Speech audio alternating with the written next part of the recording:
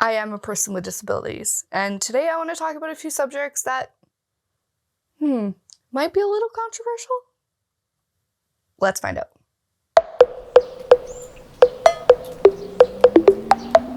Since I became a person with disabilities, which is something I identify with, something that had a challenge identifying with, and I think that's something that society needs to work on. For today, I really want to focus on what the last couple years have really taught me, and since I've decided to identify as a person with disabilities, telling myself that, you know what, it's okay not to be perfect, and you know what, nobody's perfect, and we all have our challenges and we all have our things, and I've got a lot more to learn. But for now, I want to focus on a few different things that have really shaped the last few years of my life and made an impact on me for mostly the good. The first thing is I'm gonna make comments about how if you're a person that has newly identified as a person with disabilities, it's something that you may have just started to realize that you are, and it doesn't define you. It doesn't need to define you.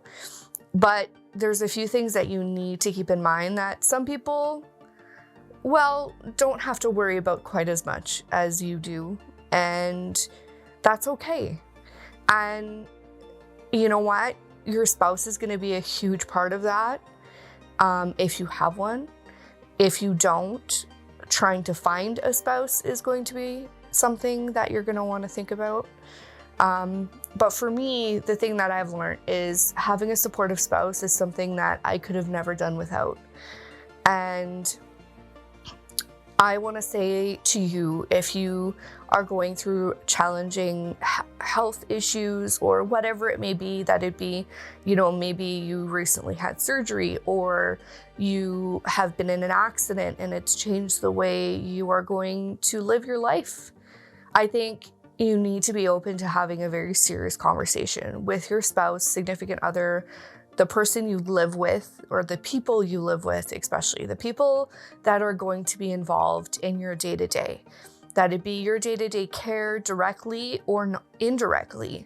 If you have a significant other who's gone through this with you and they are not supportive to your journey and your healing, it's time to say goodbye, because your future is going to be drastically different whether or not you have the support you need. And that support system is going to be so critical to you being a person that is going to be able to thrive as a person with disability. If it wasn't for my support system and my spouse, I don't know where I'd be today. But my reality, I'm lucky. I'm lucky that Luke stepped up to the plate and has taken on everything he has for us. And I know that I'm lucky. But what I need you guys to know is that if you aren't as lucky as I am and your spouse is, putting you down, or it's the little things, you're having a really bad day, and you guys know exactly what I'm talking about. Those days where that coping is just hard and you're thirsty and you need water, and you turn to your significant other and say, you know what, can you please just go get me a glass of water? And they turn to you and say, go get it yourself, knowing that you're having a bad day. And that might seem like such a little thing, and me putting it in this context might make you think, oh, nobody would ever do that. But the reality is after long months of recovery and long time of being like this and a string of, 2 weeks of bad days where it's draining on everybody, you know what? Those emotions are going to come out. And that fatigue on you as a person with disabilities, the fatigue on your spouse, and all of those things, they need to work. And yeah, you're signing up for a harder life potentially. And with me and the ways that my symptoms are, and I'm so up and down, and we just never know what's going to be a good day, what's going to be a really bad day. Luke's always been by my side no matter what. And if you don't have that, trust me, you're better off doing it alone. Because the reality is you're not doing it alone. Friends and family will be there to support you through that journey. You need someone, you need to live with people that are going to be supportive. And I say that with the most respect possible.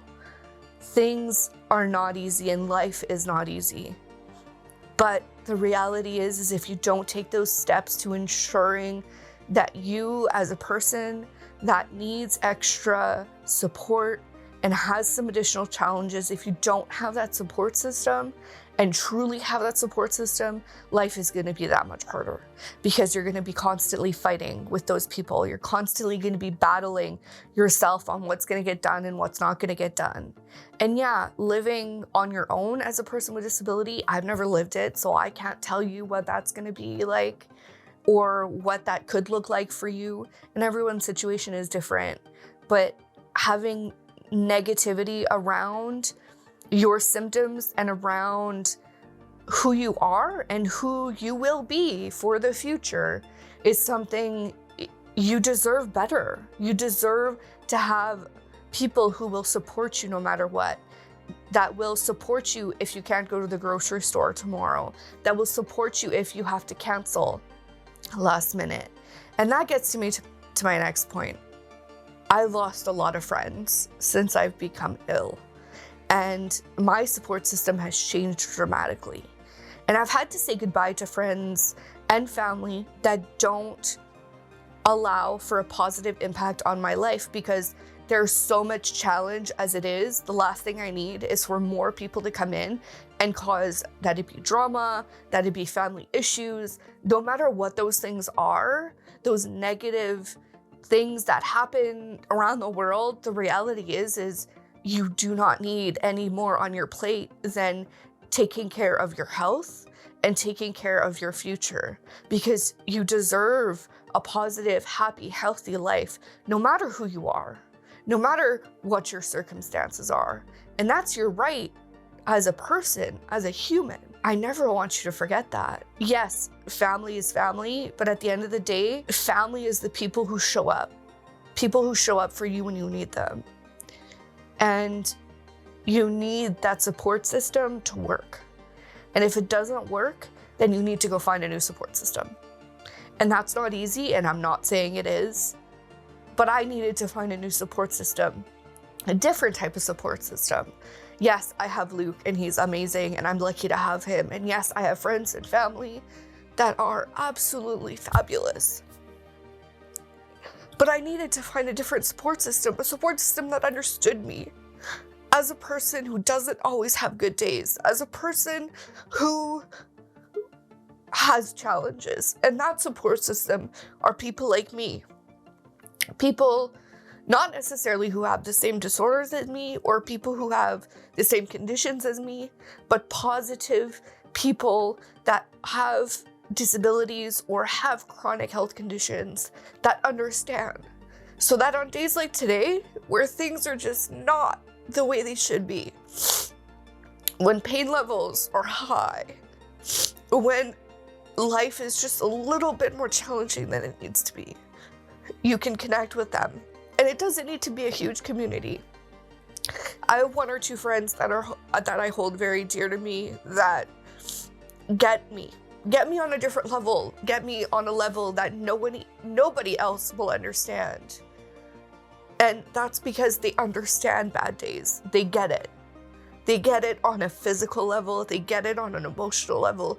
They understand the physical and mental struggle that is being a person with chronic health conditions and being a person with disabilities. And that's something that's changed my life. I didn't have that support system when I first started. When I first became quite ill, we depended a lot on family and friends, and that was amazing. But the reality is that support system will not be there forever at that level.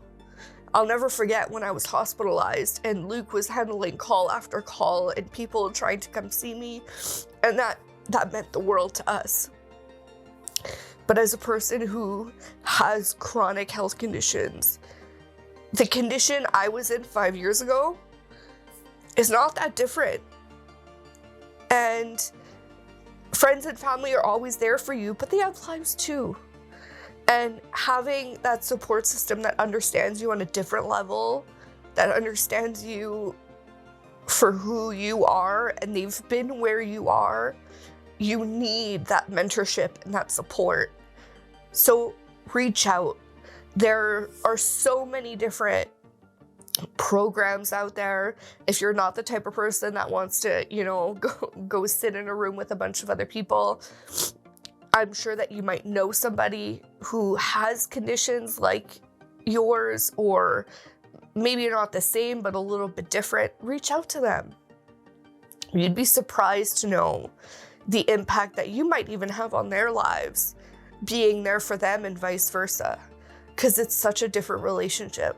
It really is. And I honestly, I have a hard time explaining it, but that's the reality. It's a different type of relationship, and you need that support so that you can reach out and have really weird conversations about medications and weird symptoms and things that no one else would understand but you and that person, or you and that group of people. I will caution you that a lot of chronic condition support programs, Facebook groups, things like that, some of them can be quite negative. And I want you to find something positive. Yes, you're allowed to bitch and you're allowed to have those moments of anger, but there has to be that community and finding people close to home, people that you can actually go and sit down and, go and have tea or go and have a drink or whatever it is probably something that might work really well for you. Reach out, see what happens. I've got my baby boy who knows I'm having a bad day, so he's around all day today. I can guarantee you it'll have a huge impact on your future. It'll have a huge impact on your life. I have turned really bad days emotionally to really good days, no matter what the pain levels were, no matter what the physical aspect of how I was. The people that I can reach out to and have those conversations with changed the way I was able to cope with certain things and certain parts of my conditions. And that's something I'm very grateful for. The last big thing that I've learned is finances get so much more complicated, and I thought I knew budgeting and I thought I knew finances like the back of my hand. I'm someone that used to teach it. And the complications that is medical, conditions is just on a different world. The expenses that come with my chronic condition, and again, I'm lucky to have benefits, and I'm lucky that we live in Canada and we've got an open medical system that supports people like me who need extra care, and I don't have to pay it. I don't have to pay those big dollar bills because we've got a system that supports me, and I'm lucky to have that. And I know all of you don't. But the one thing I can empower you with is try and find another income source. If you are still working, try and look at some other options. And that's something we're going to do a whole other video about. But the reality is you're going to have to find, and I say passive in quotations, but other ways to make a little bit of cash. It doesn't have to be a lot, but $100, $200, $300 a month could have a huge impact on you being able to reach out and get some additional care, like massage therapy, like physiotherapy, or being able to buy a device for your house that is going to make your day-to-day life that much easier or that much better. And those little bits of money, it doesn't need to be a lot, but it will go so far, so far. There's been things that I've purchased from Amazon for $25. That's had a huge impact on how I do my day-to-day. And you need to be able to have that little bit of extra income to be able to do those things. Now, if you have some extra cash and this is something that, you know, you've put away over the years or whatever it is, that's great. But this is long term. This is forever. Well, for me, it is anyways. And so we are having to prioritize putting aside some extra cash to be able to support my healing journey and to be able to get me to a place where I'm more stable, because I am not stable at this point. I've been going through this journey for 5 years and I am not stable yet. I hope to get there one day, maybe by the end of this year, but that's, I think, a dream that I don't know that is going to become a reality, but we'll see how it goes. We're definitely getting there. I'm definitely more stable than I used to be. I've learned a lot about my disabilities, but it takes time. And be patient with yourself. Give yourself some slack. No matter who you are out there, you just need to love yourself and be patient with yourself, because life is not easy.